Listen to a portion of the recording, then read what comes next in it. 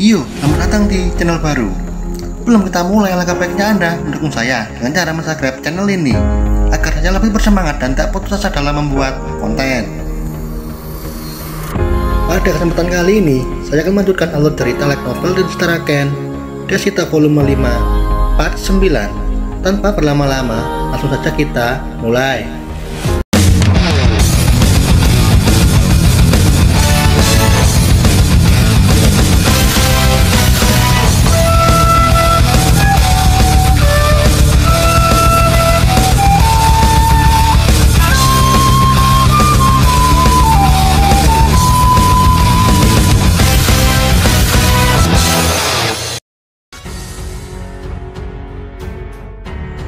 Saat melihat Raja Binatang buas, badannya berdiam diri pucat dan gemetar. Sisu dia sangat kuat dan kita tidak bisa mengalahkannya. Mungkin di depan Aurel, Lumina, dan Kudeta Fran masih biasa saja, namun Fran sangat ketakutan dan menatap Raja Binatang buas. Sedangkan Sisu baru pertama kali ini melihat Fran ketakutan saat menatap Raja Binatang buas. Fran menyatakan bahwa kekuatan Raja Binatang buas mencapai 10 leluhur. Memandangnya saja sudah memberikan tekanan yang sangat konyol. Brigit menatap Fran dan bertanya, "Dena, apakah kau ras kucing hitam? Petualang kucing hitam jauh lebih sedikit, tapi kau sangat kuat." Kudeta terbangun dengan kata-kata tuanya dan semakin tertarik kepada Fran. "Nona, sepertinya pedangmu sungguh luar biasa." Fran masih terpaku dengan rasa ketakutan. Namun Fran beruntung pengawal baru keluar dari gerbang dimensi, lalu mengajak Brigit pergi dari sini. Nama Royce, kelas kelinci abu-abu, evolusi kelinci perak putih, kelas Space Mage, gelar petualang rank A. Bagi Sisu tidak hanya kuat harta, tapi Royce dia juga monster, kemampuan Time Space Magic, dan masih banyak skill langka lainnya. 3 monster berdiri di hadapan Fran. Roy yang merasa Fran kesusahan, Royce meminta Rigid untuk segera menemui Dias. Sebelum pergi, Rigid mengatakan sesuatu kepada Fran. "Nona, hidupmu tinggal 1 hari lagi." Ketika mereka pergi, Fran merangkak terengah-engah, wajah pucat, badan gemetar. Untuk menenangkan Fran, Sisu membutuhkan waktu 1 jam. Sisu merasakan ancaman yang sangat berbahaya, karena itu Sisu mengajak Urushi mencari tempat tinggal Raja Binatang buas agar mudah untuk menghindarinya. Namun Urushi juga ketakutan dan ia enggan bergerak. Sisu mengeluarkan kartu truf. Sisu memberikan roti kari dan berjanji akan membuat masakan yang baru yang bahkan belum pernah Fran rasakan, yaitu Hellfire Kyuri. Dengan itu seketika mata Urushi dipenuhi api semangat. Sisu merasakan Raja Binatang buas masih berada di dalam kuil petualang. Saat Rigid pergi dari kuil petualang, Sisu terus mengintai dan menemukan tempat tinggalnya yang dekat dengan kuil petualang. Pagi menjelang, Fran dan Sisu memutuskan pergi ke dalam dungeon dan mencoba menaikkan rank secepat mungkin. Saat mencapai pintu masuk dungeon, Elsa menyapa, "Franny, kau kemana saja? Aku sangat khawatir." Fran menjelaskan semuanya tentang pertemuannya dengan Raja Binatang buas. Sontak Elsa terkejut. "Nani, apakah dia melakukan hal buruk padamu?" Dengan menggigit bibir, Fran menyatakan, "Aku baik-baik saja dan aku hanya cukup lemah." Elsa juga memberitahu bahwa Elsa juga bertemu dengan Raja Binatang buas di kuil petualang. Dia banyak menebar teror sampai aku tidak mampu menatap matanya. Namun dia berhasil mereda aura membunuhnya. Saat hendak masuk ke dungeon, penjaga memanggil dan menyampaikan ada pertempuran antara petualang. Mereka party sel itu dengan party lain. Elsa akan menghentikan mereka dan meminta Fran untuk pergi masuk ke dalam dungeon terlebih dahulu. Fran, berhati-hatilah dengan Solus dan tentara bayaran. Mungkin mereka punya hubungan dengan Raja Binatang buas. Elsa pergi dan masuk ke dungeon setelah mendaftar. Di lantai pertama, Sisu merasakan udara dungeon saat ini sangat berbeda dari sebelumnya. Tidak ada monster kuat, semuanya lemah. Sisu bertanya-tanya apakah ini ulah Lumina. Jika iya, tapi kenapa monster semuanya sangat lemah? Fran dan Sisu kesulitan mencari monster yang dicari. 30 menit berlalu, pada akhirnya Urushi menemukan monster yang dicari dan langsung menyerangnya. Setelah itu, Fran dan Sisu membicarakan teknik skill mana yang harus dinaikkan. Fran, bagaimana dengan teknik pedang, misteri, dan lanjutan? Namun Fran lebih memilih Dimension Magic. Bagi Fran, gerbang dimensi milik Royce itu berhubungan dengan Dimension Magic. Mungkin kita bisa melakukannya dengan itu. Kita akan bisa menemui Lumina dengan mudah. Dimension Magic naik ke level 4, dengan itu Sisu mendapatkan skill pintu dimensi. Dengan itu mereka bisa berpindah ke tempat yang sudah ditandai dengan mudah. Kemudian Fran meminta menaikkan skill manipulasi roh. Bagi Fran, mungkin skill ini ada hubungannya dengan evolusi. Fran berpikir demikian karena Raja Binatang buas juga memiliki skill ini. Fran penasaran dengan kontrol roh. Fran kecewa. Skill kontrol jiwa spiritual ternyata bukanlah kunci evolusi. Namun Sisu merasakan ada sesuatu di dalam tubuhnya. kontrol mana batin berada di level yang berbeda dari sebelumnya. Dengan itu Sisu dapat berubah bentuk yang berbeda. Pada saat itu mereka berbicara karena merasakan aura membunuh mulai mendekat. 3 pria muncul dari kegelapan, dia Solus dan 3 anggotanya.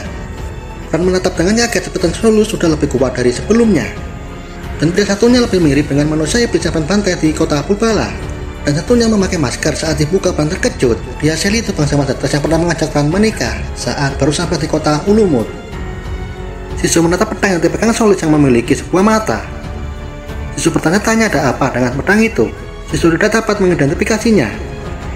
Sisu meminta Ran untuk tidak lengah karena kau bisa tewas. Dengan pedang itu Solus memiliki regenerasi abnormal dan gangguan rasa sakit. Bertarung melawan Solus dan Selido sangat berbahaya. Namun kematian ini yang membuat Ran harus membunuh mereka berdua. Selido tertawa, kau akan mati di sini dan aku akan mengambil pedangmu. Dengan itu tuanku akan senang. Ran bertanya-tanya, tuan, siapa tuan mereka? Pada saat itu juga Sisu terkejut dengan munculnya keterampilan baru, pelepasan potensial dari mereka berdua. Sebuah kekuatannya mengorbankan diri dengan imbalan kekuatan yang luar biasa. Memang Ran juga memiliki skill pelepasan potensial. Namun Ran takut menggunakannya karena kekuatannya dapat menghancurkan setengah negara. Terlebih lagi pelepasan potensial pedang bermata 2. Ran sudah tidak bisa mendengar kata-kata Sisu. Saat ini yang ada di dalam pikiran Ran hanyalah bunuh mereka berdua. Pertempuran dimulai dengan Urusi menyerang manusia iblis. Ran mendapat serangan dari Solus namun bukan masalah.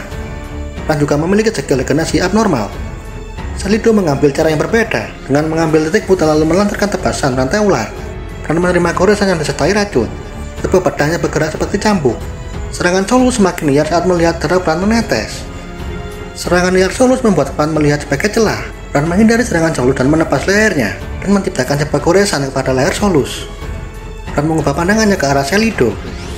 Saat hendak menyerang Selido, Solus berteriak dengan luka yang pulih total. Ran bertanya-tanya bagaimana bisa, padahal tebasan barusan dilapisi dengan sihir api.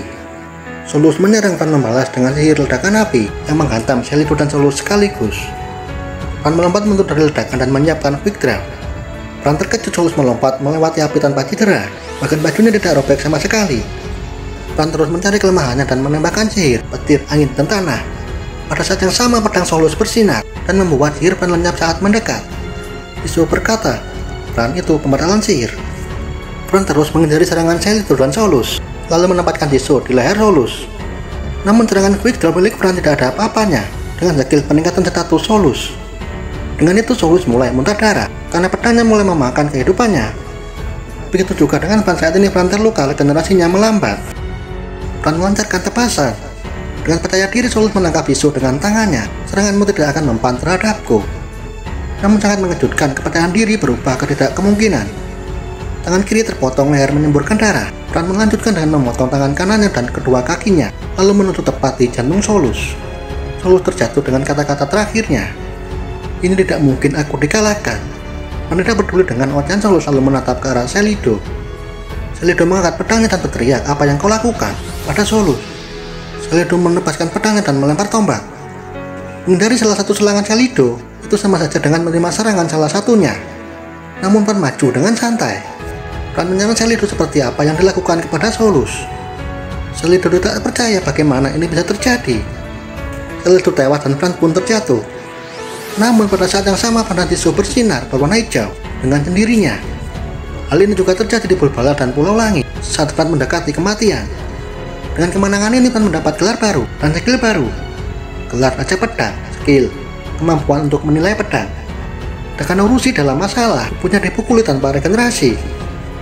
Ran yang sudah kelelahan, Ran melempar Sisu dengan telekinetik catapult. Sisu melesat dan menebas leher manusia iblis. Dengan itu semua musuh dikalahkan. Ran memasukkan 3 mayat ke dalam kantong dimensi, lalu menatap ke arah lorong yang gelap. Ran merasakan ada orang yang melarikan diri. Ran pun mengejarnya, dia pria pengintai, salah satu bawaan Selido.